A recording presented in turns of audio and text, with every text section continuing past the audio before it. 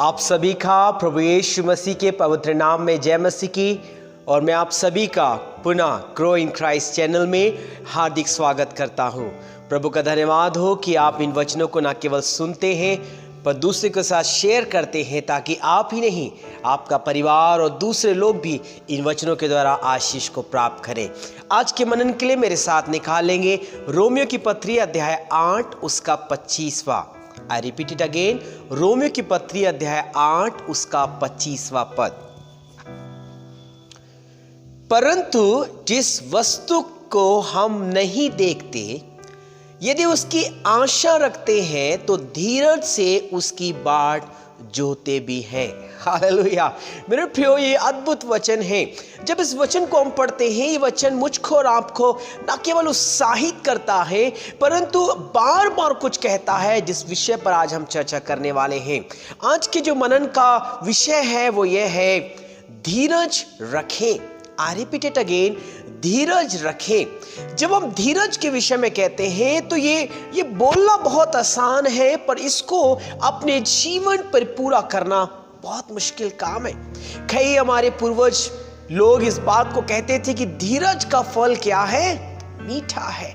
परंतु कई ऐसी परिस्थितियां आती हैं जब लगता है कि धीरज धरते धरते हम थक गए हैं। पर आज प्रभु का वचन आपको उत्साहित करेगा और प्रभु का वचन इस बात को आपको सिखाएगा कि कैसे आपको धीरज धरना है। हालेलुया। वचन पे लिखा है कि जिस वस्तु को हम नहीं देखते, मतलब जो हमें दिखता ही नहीं है, यदि हम उसकी आशा रखते हैं, ये तो उस अनंती महिमा के विषय पर लिखा है, ये उस जीवन के बारे में लिखा है, जो इस जीवन जो आप और मैं भी जी रहे हैं, इस जीवन के बाद की जीवन की बात कहता है। परंतु इस वचन के माध्यम से मैं आपको उत्साहित करूंगा कि वर्तमान में भी ऐसी परिस्थितियां हैं जहां पर मुझको और आपको धीरज धरना है। हालेलुया। वचन पे लिखा है, तो धीरज से उसकी बाट जोते रहे। हालेलुया। कई बार हम लोग बहुत जल्दीबाजी करते हैं, कई बार कोई भी चीज को प्राप्त करने के लिए बहुत जल्दीबाजी करते हैं। लगता है ये अभी मिल जाए, लगता है प्रभु ये अभी हो ही जाना चाहिए। कई बार हम जल्दीबाजी में इतने उतावले हो जाते हैं, हम कहते प्रभु अभी चाहिए, प्रभु अभी चाहिए। ओ पिता, हम चाहता हूं ऐसा हो जाए मेरे लिए। और अपनी जल्दीबाजी में, अपनी उतावली में जो प्रभु हमें देना चाहता है वो प्राप्त ना करके हम कुछ दूसरा प्राप्त कर लेते हैं। और बाद में हम प्रभु से कहते हैं, प्रभु ये आपने हमें क्या दे दिया? आप जानते हैं कई ऐसे विषय हैं। मेरे प्रियो, मैं आपको उत्साहित करना चाहूंगा कि मुझको और आपको जीवन पर धीरज धरना है। ये मुश्किल काम है। मैंने शुरू में कहा ये मुश्किल काम है, पर असंभव नहीं है। It's possible. It's possible।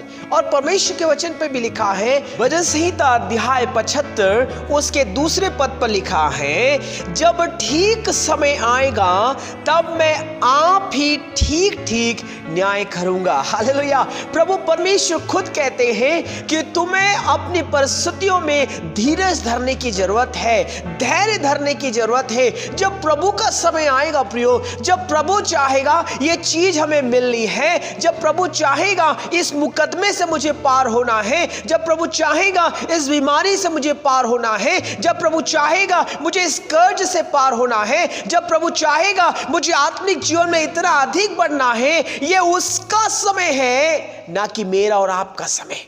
ये बात सत्य है। हम एक बालक के नाई, एक बालिका के नाई, एक छोटे बच्चे के नाई प्रभु के सामने रो सकते हैं, बिलख सकते हैं, बार बार हम कंपल कर सकते हैं, प्रभु को बाध्य कर सकते हैं, प्रभु आप हमारी प्रार्थना सुनिए, आप इसको पूरा करिए।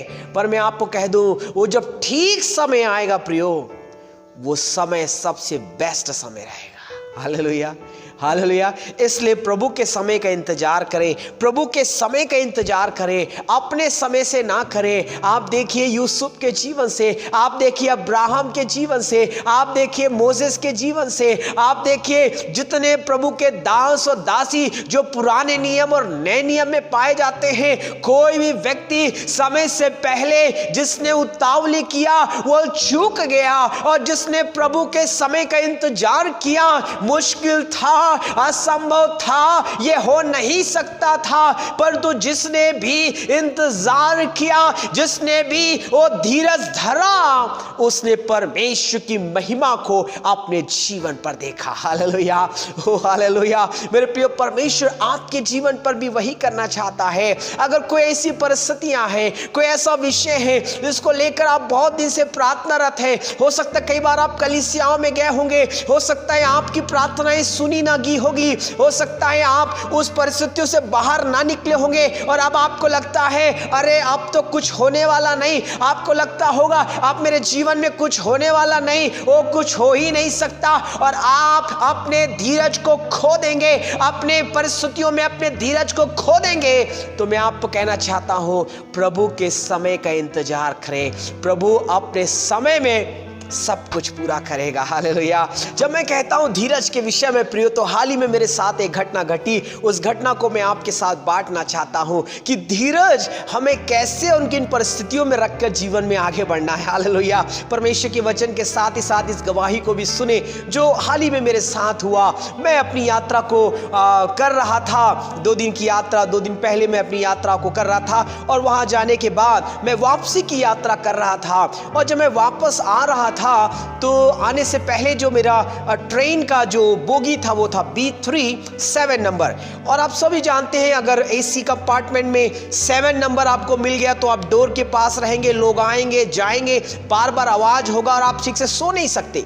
समहाउ मुझे सीट मिला, मैंने प्रभु का धन्यवाद किया, और जब मैं वहां लेटने की तैयारी किया, सब कुछ ओके वेल हो गया था, मैं प्रभु को धन्यवाद दे रहा था। साथ ही साथ मन में ये बात आ रहा था कि प्रभु मैं इस दरवाजे के पास सो रहा हूं तो मैं तो आज रात भर सो ही नहीं पाऊंगा। मेरे मन पे था प्रभु कुछ ऐसा करिए कि ये ऊपर वाली सीट मुझे मिल जाए।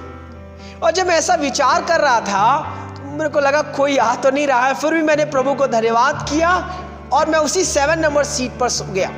और मैं अपने परिवार के साथ वीडियो कॉल में बातचीत कर रहा था, और बातचीत करने के दरमियान अचानक टीटी आया और उसने कहा क्या नंबर है आपका? मैंने कहा सर B3 7। तो उसने कहा कहाँ बैठे हो, देख कर बैठे हो? मैंने बोला सर हाँ मैं तो देख कर बैठा हूँ। उन्होंने कहा ये आपका जगह नहीं है, ये क्या है? ये तो B1 है। बोले ये B1 है, आप गलत जगह में बैठे हैं, आप B3 में जाइए। तो फिर मैं वहाँ B1 से उठकर मैं B3 की तरफ आगे बढ़ा, और जब मैं जा रहा था थोड़ा सा कुड़कुड़ाया मन में कि क्या मस्त सेटल्ड हो गया था, नींद अच्छी की तैयारी कर रहा था, फिर भी मैं समहाउ मेरे को तो वहाँ से हटना था। मैं वहाँ से हटकर वो दूसरे बोगी पर जाने के लिए आगे बढ़ा, और मैं B1 से B2 गया, पूछते पूछते B3 पहुंचा और कंफर्म किया उस बोगी पर पहुंचकर कि क्या मैं B3 में हूं? किसी ने कहा हाँ भैया B3 में हैं आप, निश्चिंत रहिए। तो मैंने कहा मुझसे पहले गलती हो चुकी है, और जैसे ही मैं 7 नंबर अपनी सीट पर पहुंचा मैंने कंफर्म किया यस इट इज 7। तो मैंने कहा ये 7 ही है ना? बोले हाँ 7 ही है। और मैंने प्रभु को धन्यवाद दिया, बोले वही फिर से वही जगह पर आ गया डोर के पास, फिर भी मैंने प्रभु को धन्यवाद दिया। इच्छा थी कि ऊपर वाली सीट मिलनी चाहिए, पर देखिए प्रभु का अपना समय होता है। हम प्रभु से मांगते हैं और प्रभु चाहता है कि हम इंतजार करें प्रभु के कार्य का। हालेलुया। तो हुआ मेरे साथ ऐसा प्रियो कि जब मैं वहां लेटने की तैयारी करने सोच ही रहा था, तुरंत एक जवान लड़का मेरे पास आया और उसने मुझसे कहा भैया क्या आप अपनी ये सीट हमें देंगे? मैंने बोला क्या हो गया? उन्होंने कहा भैया हमारे साथ एक पेशेंट है, उनको बहुत जरूरी है लोअर सीट, तो हम चाहते हैं आप वो सीट हमें दे दीजिए। हमारी वो वाली सीट जो ऊपर की आगे है, 7 वाले से आगे जो ऊपर अगले कंपार्टमेंट में थी, उसके मतलब अलग उसी बोगी के अलग भाग में थी, मोस्ट प्रॉब्ली ऊपर वाला सीट था, नंबर मुझे ठीक से याद नहीं, मैं तो सो गया। तो उन्होंने कहा कि आप ये सीट छोड़कर आप हमारी वो ऊपर वाली सीट ले लीजिए। आप विश्वास नहीं करेंगे, मैं दिल ही दिल बहुत आनंदित हो गया, मैं बहुत खुश हो गया, और मैंने बिना मुस्कुराए बिना थैंक यू बोले मैंने कहा ओके ठीक है ना। पर दिल में बहुत खुशी थी कि परमेश्वर ने मेरी प्रार्थना सुनी, कि मैंने कहा प्रभु ये ऊपर वाली सीट दे दे, जबकि वो भी मेरे लिए पेनफुल रहता क्योंकि दरवाजा की आवाज आती ही। और मुझे नींद जरूरी थी, परंतु परमेश्वर ने इससे पहले कि मैं वहां पहुंचूं, व्यक्ति तैयार था, इंतजार कर रहा था कि कोई आएगा, हालेलुया, कोई आएगा, उसको हम बोलेंगे और अपनी सीट देंगे और इस सीट ले लेंगे। और हुआ ऐसे ही प्रियो, मैंने अपनी सीट उसको दिया, मैंने उसकी सीट जो ऊपर वाली थी वो मैं वहां पर गया, मैंने बिस्तर बिछाया, सो गया और अगले दिन ही अपनी गंतव्य स्थान पर पहुंचा। Praise the Lord, praise the Lord. ये जीवंत उदाहरण है प्रियो, ये गवाही है प्रियो जो परमेश्वर मेरे और आपके जीवन पर देता है। सोचिए, हमारे सोचने से बढ़कर, हमारी परिस्थितियों से बढ़कर परमेश्वर मेरे और आपके जीवन पर करता है। मैंने प्रभु से कहा, प्रभु ये ऊपर वाला बर्थ मिल जाता तो अच्छा हो जाता, पर तुम्हें ये नहीं समझ पा रहा था, वो भी डोर के पास ही था। प्रभु ने उससे बेहतर, हालेलुया, अगले स्थान पर मेरे लिए तैयार रखा था। कई बार हम जल्दीबाजी कर बैठते हैं। मेरे प्रियो, जो धीरज है मुझको और आपको हमारी आशा और प्रार्थना के साथ जुड़ा होना चाहिए। आशा बनाए रखें, प्रार्थना करते रहे। अगर तुरंत नहीं होता तो हिम्मत ना हारे, वो हियाव ना छोड़े, ये ना कहें प्रभु मेरे लिए नहीं हो रहा है। अपने मेरे प्रियो, एक बात मैं कहना चाहूंगा, प्रभु के वचन से इस बात को हम सिद्ध करते हैं। अगर हम धीरज धरना चाहते हैं तो मुझको और आपको आशा और प्रार्थना के साथ आगे बढ़ना है। आशा जो हम नहीं देख पा रहे हैं वो होगा, सोचकर हम प्रार्थना करते रहे। ये आशा और प्रार्थना साथ में जाएगी और हमारे धीरज को दृढ़ करेगा। और जो नहीं भी होने वाला है वो पिता परमेश्वर प्रभु यीशु के नाम से आने वाले समय में, हालेलुया, हमारे सोच से बढ़कर होगा। हालेलुया। यिर्मयाह की पुस्तक अध्याय 29 उसके 11वें पद में लिखा है, क्योंकि यहोवा की यह वाणी है कि जो कल्पनाएं मैं तुम्हारे विषय करता हूं उन्हें मैं जानता हूं, वे हानि की नहीं वरन कुशल ही की है, और अंत में तुम्हारी आशा पूरी करूंगा। हालेलुया। मुझे सबसे अच्छी बात लगता है, यहां पर लिखा है, उन्हें मैं जानता हूं, वे हानि की नहीं है वरन कुशल ही की है। Praise the Lord. परमेश्वर मेरे और आपके बारे में जानता है। प्रभु जो भी योजना बना रहा है प्रियो, वो हमारे हानि की नहीं है, हमारे कुशल की है। पर कई बार हम लोग जल्दीबाजी में परमेश्वर से रिश्ता तोड़ देते हैं, विश्वास से रिश्ता तोड़ देते हैं और अलग हो जाते हैं, ये कहते हुए परमेश्वर मेरे लिए कुछ नहीं कर रहा है। नहीं प्रियो, परमेश्वर का अपना समय है। प्रभु चाहता है हम धीरज धरें, वो अपने समय में सब कुछ ठीक करेगा। जो उसे उचित लगेगा वो मेरे और आपके लिए बेहतर करेगा। Praise the Lord. होने दे कि परमेश्वर मेरी और आपकी सहायता करे कि आप और मैं धीरज धरें और जीवन में धीरज के साथ आगे बढ़ने पाए। और धीरज धरने के लिए मेरे प्रियो, मुझको और आपको आशा बनाए रखना है, प्रार्थना के साथ चलना है। ये आशा और प्रार्थना मेरे और आपके धीरजपन के काम को आगे बढ़ाएगा और परमेश्वर की वो योजना जो परमेश्वर मेरे और आपके जीवन में पूरा करना चाहता है वो पूरा करेगा। परमेश्वर हम सबको आशीष प्रदान करे। आइए एक छोटी प्रार्थना करें।